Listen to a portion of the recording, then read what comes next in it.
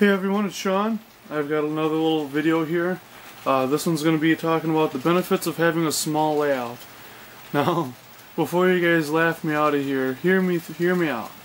There are certain benefits to having a smaller layout than a large one, and it was something I kind of thought about the other day after visiting the Illinois Live Steamers and just kind of seeing, okay, you know, there's a difference between operating the different scales and whatnot, and after operating some live steam, it helps you kind of help appreciate operating something like this, where it's a little bit easier to operate, you're not getting up and walking around.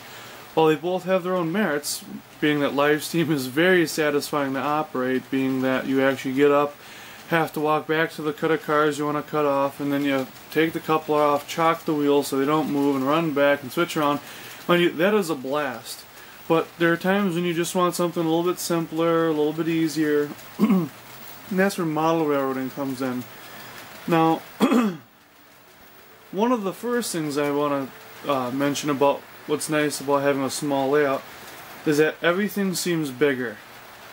When you've got a full layout inside your basement that takes up every square foot, all of, probably maybe, 11 or 1,500 square feet, whatever you have,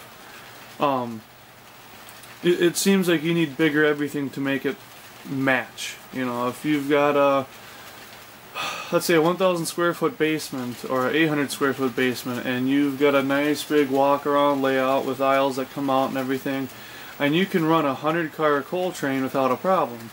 Well, that's a lot of money for the engines, it's a lot of money for the freight cars, and it's a lot more money for that layout and track. Not to mention it's a lot more work. Whereas a little layout like this, a simple 4x8, my 12-car Wisconsin Electric Power Corporation coal train seems pretty big. I've got a 18-car pack of the BLMA reefers, and you know what? Just 4 or 5 of those cars on here is massive. So I could have 2 of those unit trains, 2 9-car unit trains, and those will take up both the siding and the main line. So I mean, that's a lot of train. And just my 12-car coal train here, mind you, these are just 50-foot cars, they'll take up the bulk of the siding with just enough room to clear the switches and the crossing. So it's literally the perfect size. The next thing is it just helps you appreciate what you have, because your focus isn't spread over a huge layout where you can't see everything at once. I can stand right here from this very vantage point that you see and see my entire layout. So I mean, it's not a lot, but I mean, I really love what I see, so that makes me happy. A tighter focus on detail, it just kind of helps you focus more on small scenes throughout the layout. So instead of having this huge layout with a few small towns where you've got a lot of detail, here the whole layout is going to be thoroughly detailed. I'll have just the right amount of trees, just the right amount of buildings, I'll have grass, I'll have people playing, I'll have cars, trucks, people working, all that stuff, and this is going to seem like a very busy layout, whereas if you put on a big layout, there'll be some areas that might not be considered dull, but they're not going to be, highly detailed. There are going to be some plain Jane areas, unless you've got a huge club, or you're retired and you have the time to do all that stuff. For someone me who's just turning 25 years old this weekend, that's a lot of work to see in the near future. It's a little bit easier on your budget. I mean, it's a lot less expensive. The track pack was only $455. Mind you, that's half the price that I paid for it, or it's half the cost from list, and that's what I paid for it, was $455. But even without that part, I mean, it's less track, less switches, less buildings, less trains, everything. It just saves you a lot of money from having this huge layout and spending all this time, all this money, and all these resources. If you have to get up and move, what are you going to do? Simplicity in an operations, wiring, etc. It's just so much easier to wire and operate a small layout like this than it is a big elaborate one. I don't need JMRI, I don't need a car card and waybill system, I don't need any of that to operate this effectively. I know where everything's going to go, it's easy to keep track of what's on the layout and whatnot. I already talked about the size, just kind of, you know, ability to maneuver around it, take care of everything, and less is more. I mean, you really learn to appreciate what you have when you have less. I mean, I'm sure we've all seen the videos on Facebook, or we've, you know, learned this lesson in life, you know, those with the least give the most. It's like that poor guy on the street, you know, if he sees someone else is down and having a hard time, he'll help them out. I mean, it's easy to say that. I mean, the way I look at it is it's easy to do that when you don't have that much to begin with, because if you've got a house, you've got kids, you've got a wife, and you've got a budget, you can't afford to be giving away your house. You can't afford to be giving away half of what you own because you have a family, you have a lot more responsibilities. Mind you, money isn't everything, but it sure doesn't hurt either. And just a couple of personal notes. It's nice having this little layout. Mind you, I do have a collection of locomotives, of just about 40 locomotives and a little over 100 freight cars. And no, I can't run them all at once, and I don't want to. I mean, I couldn't do that if I had a big layout. I couldn't be running them all at once. But here, you know, once in a while, if I want to run a unit train, I can do that. If I want to just run a few particular cars, I can do that. Eventually, when I have the space, I'll move over and put in a yard here. I've decided I'm not going to do what the book has for this, for the yard, which is just 4 tracks with 2 switches. I'm going to incorporate this with 2 other 4x8 layouts, excuse me, later, and interchange them with a single track main line with a yard and sidings that'll be coming off of this.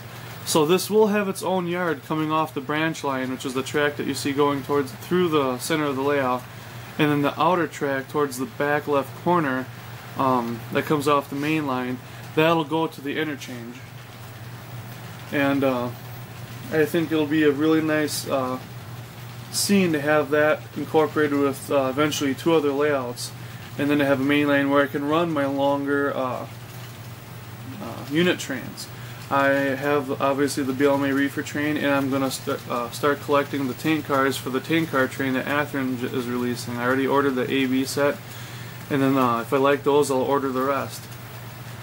So that's where I'm at. And then between this layout, the other 2 layouts, and then my eventually the connecting loop with the interchanges, that'll eat up all of my rolling stock.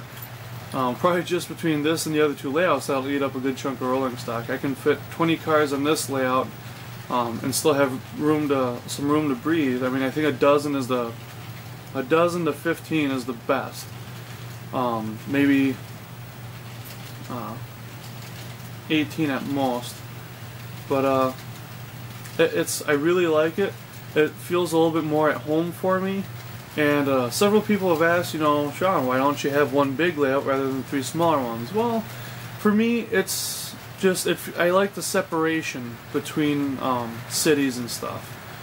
I figure the way I'm going to have it set up, you know, this will be Wisconsin area, the next layout will be Chicago with Metro and IHB trains running on there, and then the one after that will be the probably the West Coast or the Northwest or something. I mean, it'll be traction from all over the U.S., but it'll be themed after the kind of the West Coast.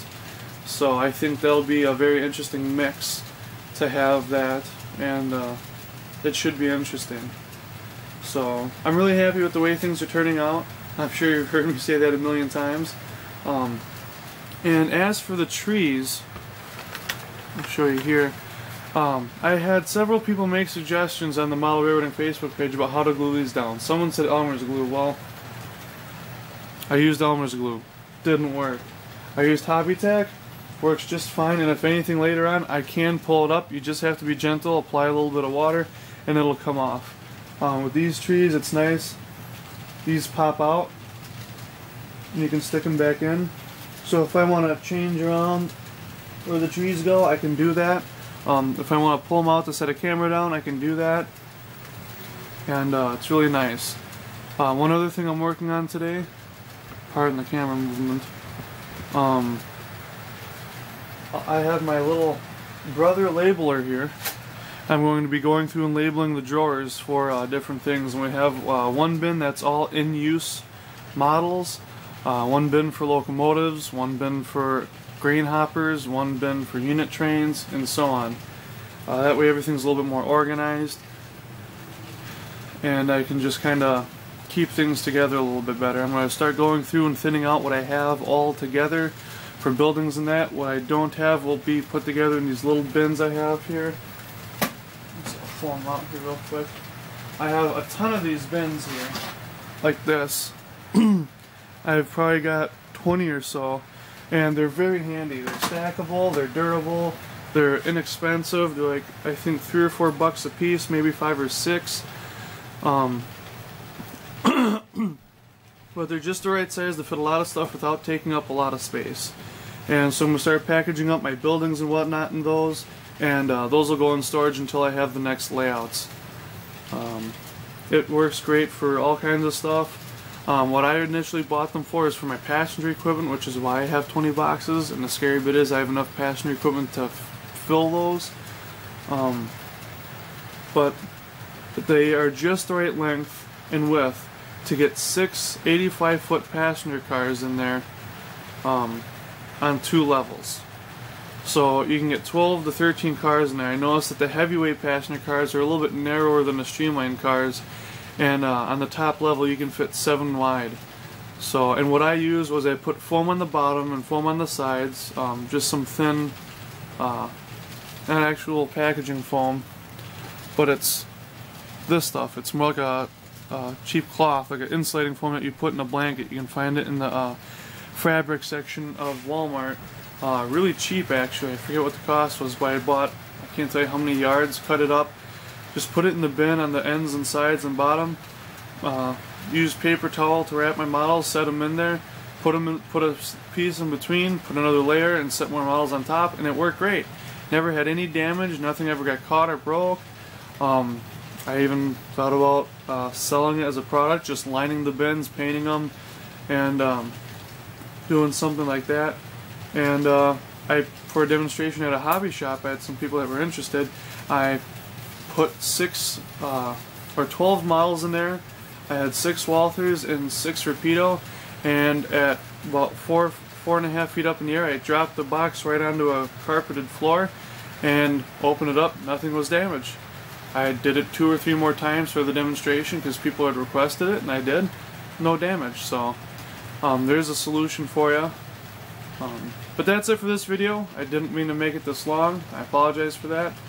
But just for those of you who have a tight space, or don't have a lot of space, or don't have a lot of money, I'm not saying you don't or shouldn't have a big layout, but maybe a smaller one is a good option for now, and then just expand it later. Something like this that you can branch off of.